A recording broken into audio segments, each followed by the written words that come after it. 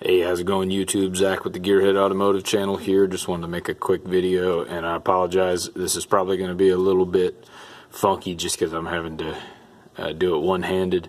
I'm working on trying to get a camera so that these videos can be better quality, and I'm not having to shoot them with the phone. But anyway, 2004 F150 Heritage, which it looks like the body style before. It was right at the changeover. 4.2 liter V6.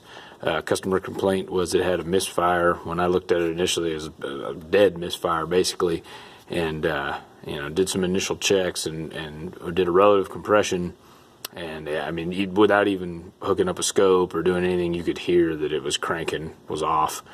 Wasn't initially sure if it was because the cylinder had gotten washed down or if that was the root cause, but dug into it a little further. 0 psi of compression in cylinder number 2, which is the mid-cylinder on this passenger bank here. Now you can kind of see the hose going to it. I ran a leak down test on it and just wanted you to see what I found, what was the source of the issue. So this is the leak down tester. Gauge on the left is inlet air pressure. You got a regulator right there. Gauge on the right is percentage leakage is what they usually read. Most leak down testers you see will have a percentage on there and read that way. Generally, depending on who you ask, but 20% is about the most that you want to start seeing acceptable leakage, and even that is not ideal. But probably wouldn't notice a major drivability concern with that, depending on the engine. Anything more than that and you're creeping towards bad news. In this case I expect to see something high. For whatever reason, OTC decided to make these with a pressure gauge on the right side, and so it's kind of opposite what you would think. The closer that gauge reads to 100 psi or closer to whatever the inlet pressure is, the less there is leakage. So you kind of got to do a little bit of math. That's why using 100 psi as your inlet is good, because it makes for easy math. So I'm going to go ahead and crank this thing up and you'll see where that goes. Get this going here. So you can see the left gauge starting to climb. You can hear some hissing there. And sorry, my hand's going to have to be in the way. The hose that goes to this is much longer, but one of the problems with it is it's awkward to get into engines like this where the plugs go in the side. So I had to use a hose from my compression tester, which goes in easy, but is a real pain in the butt to get down to, because this doesn't put the tool up quite as high as it would if I had the right hose in it. So we're sitting right about at 100 now. And if you look at that gauge on the right, we got 5, maybe 8 psi, depending on how accurate the gauge is. You can hear hissing, and I've got this pulled back already. Kind of prop this up for you.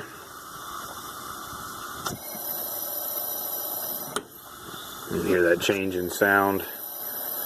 So we've got a bad intake valve, as you could probably see in the background of the video. I already pulled the valve cover, hoping that maybe a rocker had gotten loose on them or something like that, and might be able to give them better news. But unfortunately, this is something where if you were going to repair the engine, the heads would have to come off. I mean, at least this head, but I would definitely recommend both.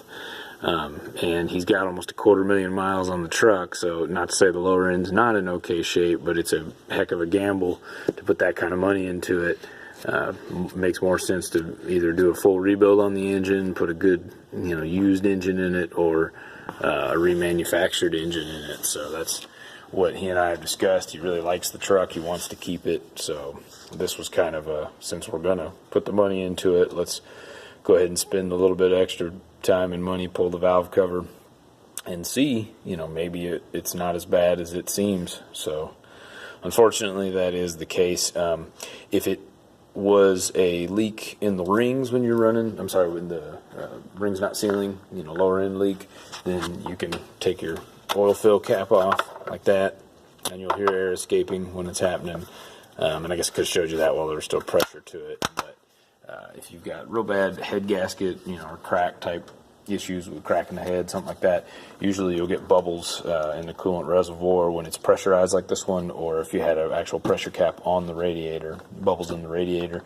And then, of course, exhaust valve, you'd go back to the tailpipe and listen for air. And if you think you're hearing a decent amount of air but you're unsure just because you've got catalytic converters and mufflers and stuff in your way, you can always pull an oxygen sensor, disconnect the exhaust a little closer upstream to get close, just to pinpoint if nothing else is noisy. But in this case, it was pretty for sure that it was intake, as you can see. So anyway, just thought that y'all might want to see that. If you have any questions, feel free to post them in the comments. And just remember that at Gearhead Automotive, we're fixing your car like it's our job.